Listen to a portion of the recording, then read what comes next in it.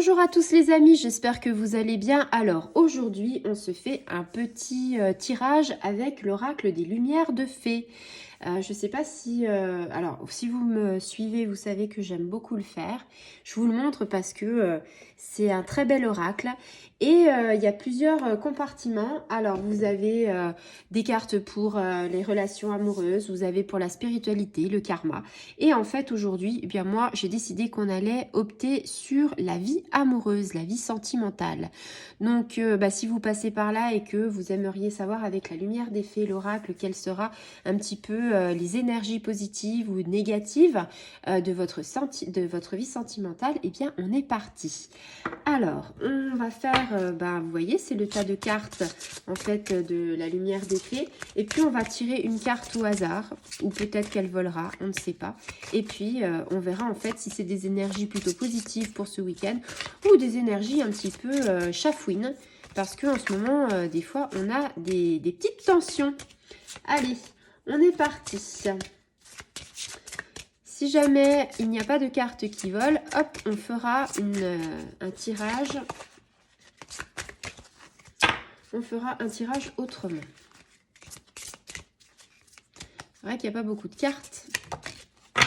Voilà. Allez, eh bien, on est parti. Il y a deux cartes. Alors, il y a deux cartes. Elles étaient collées les unes aux autres. Eh bien, alors là, nous avons deux cartes qui, en fait, sont la séparation. Alors, c'est ce que je vous disais, carte un petit peu négative en ce moment.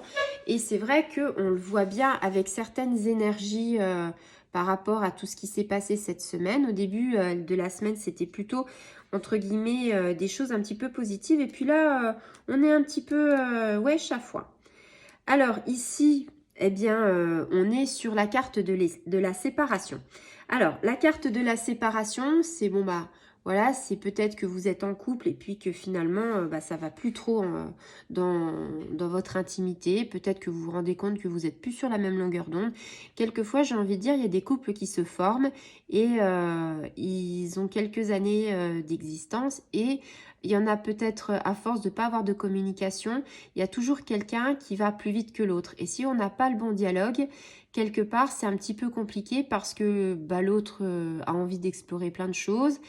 Et le deuxième comprend pas toujours. Et il y a un moment donné, entre les envies, la passion et plein de choses, eh bien, on a tendance à se dire que le couple s'effrite. Donc on est entre guillemets dans une période, on traverse une période assez difficile, qui est assez délicate et une séparation, c'est compliqué, surtout quand on est un couple et qu'il y a des enfants. Parce que c'est jamais facile de dire à ses enfants, c'est déjà pas facile pour le couple, mais pour les enfants c'est encore plus compliqué. Je pense qu'il faut essayer de... Ce qui est important en fait, c'est de prendre conscience qu'il faut refermer la parenthèse. C'est-à-dire, voilà, ok, notre couple ne va pas bien, ok, on se sépare, mais ce n'est pas quelque chose qui est définitif et qui va bouleverser toute votre vie. Ok, ça fait mal, et puis c'est très douloureux quand ça arrive, mais il y a un moment donné, il faut aller de l'avant, il faut rebondir et se dire, oui, c'était une parenthèse, jolie ou moins jolie, tout dépend comment on est, si on est touché ou si on est en colère, dans la tristesse et on se dit voilà, c'est une parenthèse de ma vie, j'ai vécu 2 ans, 5 ans, 10 ans, 20 ans, même des fois 30 ans avec la même personne et quelque part c'était comme ça, c'est une parenthèse de ma vie parce que j'ai autre chose dans ma vie qui va peut-être arriver, peut-être que y a un chapitre de la vie qui va me donner encore plus d'amour, peut-être une nouvelle rencontre, peut-être des choses et quand je vous dis une nouvelle rencontre, c'est parce qu'on y vient. Donc c'est pour ça que je vous dis, le chapitre de votre livre, en fait, il se ferme et c'est juste une page. On écrit la dernière page d'un chapitre pour ouvrir un nouveau chapitre. Je dis souvent ça aux gens, vous êtes blessés et il va falloir du temps, ça c'est sûr, mais quelque part, il faut sortir de sa zone de confort. C'est-à-dire qu'à un moment donné, si vous voulez rencontrer des gens, si vous voulez que les gens vous apprécient, il faut sortir de sa zone de confort, il faut voir des gens, il faut explorer, entre guillemets, le monde. J'ai souvent envie de dire que si vous voulez faire des rencontres, si vous voulez voir du monde, il suffit en fait peut-être justement de vous inscrire dans un atelier théâtre, dans du sport, dans des associations. Parce que là, vous allez rencontrer peut-être des gens comme vous qui sont célibataires et qui ont peut-être été durement touchés par la vie. Et des fois, on fait des très belles rencontres, aussi bien en amitié que quelquefois, ça peut être, ça peut être une belle aventure. Et donc ici, on vous dit, bah oui, il faut sortir de sa zone de confort parce que le quotidien, il va te bouffer. La routine, ça bouffe. Le quotidien, c'est métro, boulot, dodo et c'est très inconfortable par rapport à beaucoup de choses. Donc vraiment, j'ai envie de dire, il faut se libérer des énergies négatives et toxiques que vous avez eues avec la personne avec qui vous étiez. Et puis, il faut se libérer de tout ça, libérer de ces chaînes. Peut-être que vous avez eu des chaînes aux pieds, peut-être que vous avez des chaînes aux mains et peut-être que vous avez le plexus solaire qui est entre guillemets, qui n'est plus équilibré. Eh bien justement, le mot entre guillemets qui est le plus révélateur de tout ça, c'est se libérer. Libérer quoi? Du deuil, faire le deuil. De toute façon, il y a plusieurs étapes dans une séparation. Au début, on est très en colère. Je crois que on en veut au monde entier, on en veut aux amis, on en veut à la personne concernée, on s'en veut aussi à soi-même. Donc il y a la colère et puis après, une fois qu'il y a la colère, on a la tristesse parce que la tristesse, voilà, c'est se dire mais comment ça a pu m'arriver et pourquoi moi et je vais jamais rebondir. Et le chagrin, c'est encore pire que la tristesse parce que là, on se dit franchement, j'ai énormément de chagrin. Et puis après, on est dans la partie où on se dit, j'ai envie de faire le deuil. Le deuil de cette situation, le deuil de cette parenthèse de vie, parce qu'à un moment donné, je ne peux pas continuer à me lamenter sur mon sort. Et après le deuil, il vient quelque part ce qu'on appelle la solitude, parce que on se rend compte que les amis des fois sont partis, on se rend compte qu'il y a des gens qui ont pris parti. Et puis, quand vous avez été 30 ans avec quelqu'un, de se retrouver seul du jour au lendemain, c'est pas facile à gérer. Et puis après, bien sûr, il y a la phase de la libération de ses émotions, de s'exprimer, c'est très important pour le chakra de la gorge, et de se dire, oui, j'ai envie de m'exprimer, j'ai envie de dire que c'était quelqu'un qui n'était pas comme ci, comme ça. Après, faites attention aux mots parce que la pensée est créatrice. N'en voulez pas et ne lui dites pas je suis très en colère et je vais faire des choses. Non, c'est dire oui, j'ai de la colère, exprimer sa colère, dire je lui en veux. Mais vous savez, j'ai envie de dire souvent, le karma, c'est quelque chose qui tourne. La roue, elle tourne. Aujourd'hui, vous êtes malheureuse. Demain, vous aurez sans doute un épanouissement personnel. Peut-être que vous allez vous reconstruire de toute façon. Ça, c'est une certitude avec des gens, un autre couple, des autres relations ou peut-être de l'amitié. On reconstruit sa vie et puis quand on reconstruit sa vie quelque part, on a une renaissance.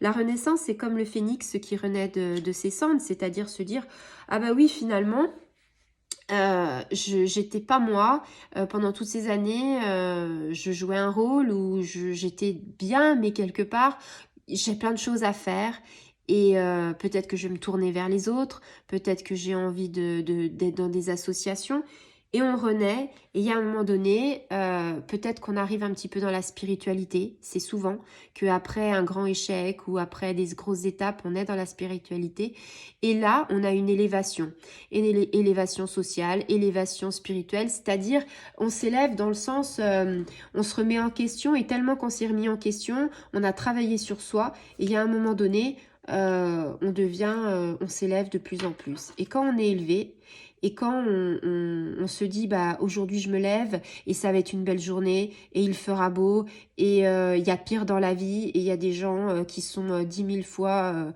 plus touchés que moi et moi je me plains alors que oui j'ai le droit de me plaindre mais quelque part est-ce que c'est vraiment important, très grave ce qui m'arrive? Il y a toujours pire, c'est ce qu'il faut se dire. Et là, arrive la deuxième carte et c'est la carte de la rencontre. Peut-être que pour certains d'entre vous, la séparation, c'est quelque chose que vous vous dites, jamais je me remettrai avec quelqu'un parce que je ne lui ferai pas confiance, parce que ci, parce que ça. Et puis peut-être que là, au détour d'un quartier, peut-être en allant chercher le pain ou peut-être sur des applications, vous allez en faire une rencontre parce que vous avez peut-être travaillé sur vous et que vous avez mûri et que là, on vous dit, vous allez rencontrer quelqu'un, une relation amoureuse. Peut-être qu'au début, ce sera les prémices d'une relation. Et voilà, et peut-être que ça ira un petit peu plus loin. Quelquefois, il ne faut pas chercher parce que ça arrive. Quand on cherche pas, j'ai envie de dire, quand on s'attend pas, des fois on a des belles surprises. Quelquefois, on peut avoir un coup de foudre pour quelqu'un et des fois c'est réciproque. Et puis une rencontre, c'est toujours étonnant. C'est toujours quelque chose qui vous fait palpiter. Il y a de la fraîcheur. C'est vraiment, on n'a pas besoin en fait de jouer la comédie. On n'a pas besoin d'être quelqu'un d'autre. Il faut juste être soi-même pour que ça marche. Ne vous inventez pas une vie, ça sert à rien. Faut être vraiment. Si vous sentez qu'il y a une osmose, qu'il y a quelque chose avec la personne, si vous sentez qu'il y a une certaine fusion, alors quand je dis fusion, vous n'allez pas lui sauter dessus, mais c'est-à-dire quelque chose qui fait que vous vous sentez bien, quelque chose qui fait que le courant y passe, quelque chose qui fait que vous êtes apprécié, eh bien, si vous restez authentique en fait et naturel, eh ben la confiance elle va arriver et l'autre personne va dire ah ouais mais finalement moi aussi j'ai eu du mal par le passé mais quelque part la confiance je lui accorderais bien parce que ça a l'air d'être quelqu'un de bien, ça a l'air d'être ouais voilà quelqu'un qui mérite en fait qu'on s'attache. Et quelque part, l'absence que vous ressentez, cette solitude qu'on a évoquée à la séparation, vous allez vous dire, finalement, je la ressens moins parce que on s'envoie des textos, parce qu'il y a ci, parce qu'il y a ça. Et puis le manque de confiance que vous aviez en vous, eh bien, il va se transformer en un sentiment de se dire, mais finalement, oui, j'ai vécu quelque chose, mais je suis capable. Oui, vous en êtes tout à fait capable. Et c'est là qu'on découvre beaucoup de choses sur soi. C'est là que quelque part, on se dit, le dialogue, la communication, c'est très important. Donc, il faut vraiment se laisser porter par nos émotions, se laisser porter par ce qu'on est en train de vivre. Et même si là, vous êtes triste et malheureux, que ce soit homme ou femme, hein, on est bien d'accord, hein, que les petits cœurs, que tout ça, il n'y en a plus dans votre cœur, qu'il n'y a plus de papillons et qu'on arrive un petit peu dans un désert. Souvenez-vous qu'il y a toujours une oasis dans un désert et que quelque part, il y a toujours quelqu'un qui peut vous tendre la main et peut-être que ce sera que amical, mais une relation amicale, des fois, peut déboucher sur autre chose. Voilà, j'espère que ce tirage sentimental vous aura éclairé. Peut-être que vous êtes dans cette situation, peut-être que vous en êtes à la première étape, que vous êtes à l'étape séparation et que vous vous dites mais est-ce que ça peut exister? Est-ce que je peux croire en moi et avoir par la suite du bonheur? Oui, ça peut exister et c'est souvent qu'on a du bonheur parce que quelque part on se dit mais je ne retrouverai pas les mêmes choses. Non, c'est sûr, vous n'allez pas retrouver les mêmes choses. Mais vous allez trouver peut-être mieux, peut-être autrement. Et j'ai envie de dire, quand ça fait 10 ans, 20 ans ou 30 ans qu'on a vécu avec une personne, il y a du renouveau qui arrive et on change. Les idées changent, la maturité, les années. Et on n'a plus les mêmes objectifs pour le couple que ce qu'on avait auparavant quand on était jeune. Et c'est ça aussi, c'est évoluer avec son temps, avec son âge, et c'est avancer sur son chemin de vie. Et j'espère que votre chemin de vie sera jalonné de magnifiques fleurs multicolores. C'est vraiment, vous voyez, c'est la visualisation, quand je suis en train de vous parler, c'est ça. C'est un énorme chemin qui est jonché en fait de fleurs multicolores avec un énorme coucher de soleil. Et c'est vrai que là, vous voyez, il y a l'image qui est dans ma tête et je vous souhaite à tous en fait d'avoir du bonheur, de trouver du bonheur et de ne plus être malheureux et d'avoir fait le deuil pour justement fermer le livre précédent. Voilà, je vous souhaite une agréable soirée et je vous dis à très bientôt. Au revoir les amis.